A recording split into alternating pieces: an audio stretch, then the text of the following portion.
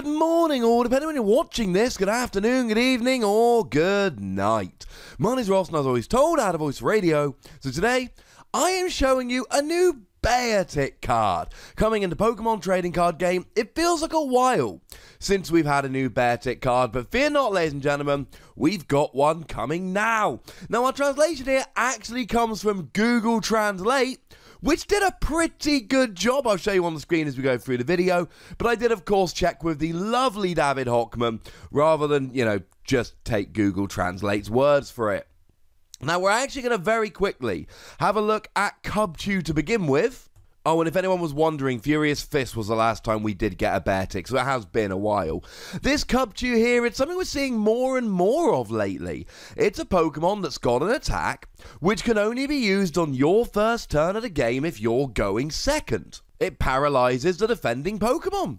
Nothing more, nothing less. Automatic paralysis, as we talked about in the Pachirisu video yesterday, is a very good thing. And it doesn't do all that much because it's kind of its once per game, because as soon as it's not your first turn anymore, you can't use this. So it is very much a one-shot deal. But you know what? You're going second, your opponent has a turn, and this basically gives you a chance to be like, you know what? I'm going to paralyze you, so you don't get to do much next turn. And they've got a skateboard, which they may well be playing, and they may well be playing a Guzma, and even if not, they can always just evolve out of it. Now, to be fair, there is Sea of Nothingness you could play to try and stop them evolving out of it. That is a stadium that keeps special conditions around even when you evolve. But between Field Blower, replacing the stadium, and having to find it turn one, I don't think that's going to work very often. But there's going to be games where you paralyze them turn one, and they can't get out of it. I'm not saying this is a great attack you're going to use all of the time, but it's a nice handy little bonus. Now, moving on to Beartic here, it is a water Pokemon, both of them are, which means Brooklet Hill is there to search out your Cubchoo, and you've got Aqua Patch to accelerate energy, which is great, although you're not hitting much for weakness except maybe the odd thing like Turtonator or Reshiram. You have got 140 HP here, which is fairly high. Not only does it mean you will survive a hit from something like a Zoroark, but you'll actually survive it with more than 10 HP remaining, so that's quite nice. Retreat cost of 3 is huge, and the weakness to metal's alright. Duskmane Necrozma is the biggest threat here, but you know what? They do 120 with weakness for 2 energy. Otherwise, they just get an easy one-hit KO. So we're good, ladies and gentlemen. We are good. Now, the first attack here, Water Double Colorless, and it does 60 damage, but if you're against an EX or a GX, it does 120 damage. And Google Translate on this particular one, absolutely spot on.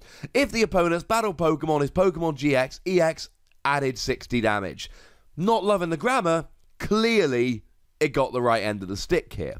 So 120 for a water double colorless. Now the good news is you can use double colorless energy, which is nice. And you've always got Aqua Patch here. So you can use double colorless energy Aqua Patch to pay this. Or if you're behind on prizes, Counter Energy will provide any 2 energy, given that you are a non-EX, non-GX. And then Counter Gain, again, if you're behind on prizes, reduces your attack cost by 1 colorless energy. So you can either use double colorless and an Aqua Patch, or you can use Counter Energy and Counter Gain. And either way, you're paying this attack cost quite nicely. So it's not a terribly expensive attack, given all the options that we've got. Is it a good attack? It's alright. I mean, if you're hitting for weakness, it's a great attack. Turtonator and Reshiram I mentioned earlier, they are going down.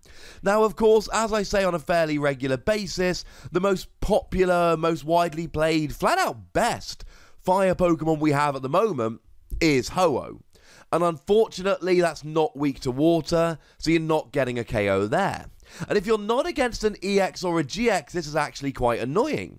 Now, I know it will have rotated by that point, but take the Baby Volcanion. Hey, Nick! It's got 130 HP, but it's not an EX or a GX. So you do a natural 60 with this attack, doubled up to 120 with weakness, and you're not actually getting a KO. Although that does help with our debate in our video the other day, where we looked at whether the new Moltres was better. The new Moltres only has 120 HP, so would be KO'd by a Beartic, so maybe that's something to bear in mind. It's a good attack if you're hitting for weakness. But that really is it. You've got to be hitting for weakness here. Otherwise, with a choice band, you get up to 150, which is Marshadow. But it's not really anything else. You're just falling too short. With weakness, good. Without weakness, not great. Water, double colourless, and a third colourless, or water treble colourless, or water free colourless, say it how you will. 150 damage, and it cannot use this attack next turn. Or as Google Translate puts it, my next turn this Pokemon cannot use Wazza. Which is a little bit weird. What's not weird is that you're doing 150 damage. And I tell you what, ladies and gentlemen, this is much, much better. Because now, if you had a choice band on there, you're up to 180. And stuff like Rayquaza is going down, which we expect to see a lot of play. Stuff like Tapu Lele, which is still being played in every deck, is going down. And now you actually are getting a whole bunch of incredibly relevant KOs, which is very, very nice. But it's only really nice for some Pokemon. You see, it doesn't actually hit up to the numbers against everything. Because there's a whole bunch of Pokemon, think Buzzwole and Ultra Necrozma, who actually is sitting there with 190 HP, and with a choice band, you're hitting 180. And I suppose at this stage, and by now a lot of you are probably seeing this coming, because I've mentioned this in a lot of videos lately, Forbidden Shrine. And the more cards I analyse, and the more I look at the numbers of particular Pokemon and particular matchups post-rotation, the more I'm starting to think that Forbidden Shrine could see a huge amount of play. Now, for those of you that have forgotten, it's a stadium that you put in play, and then it puts 1 damage counter on each Pokemon EX and GX between turns. And here, of course, you're generally hitting 150 with Beartic, but Forbidden Shrine will put 1 damage counter on each Pokemon EX and GX, and then they will be KO'd. And sometimes we see revenge Pokemon, now Terrakian's an example, no it's not an EX or a GX, of Pokemon which are like, hey, you took a KO last turn, now I do more damage. Well, Forbidden Shrine's going to stop that, because they didn't have a KO last turn, they had a KO between turns. Similarly, there's a couple of Dragon supporters, both Zinnia and Lance Prismstar, are both very good, but you can only use them if you had a Pokemon KO'd during your opponent's last turn, and Forbidden Shrine will actually make sure the KO happens between turns, which will not activate those supporters. So Forbidden Shrine, I expect it to be very big, and yeah, your opponent can play a field blower to get rid of it, but not before your turn has ended and they've taken 1 damage counter on each of their Pokemon EX and GX. The problem is here, we're looking at Beartic and we're going, well, if you get a choice band on there and you pop a Forbidden Shrine into play, then you're getting a 1-hit KO. Oh yeah, and it takes 4 energy. And at this stage, my enthusiasm starts to wane quite significantly. It's got a nice HP for a non-GX Pokemon.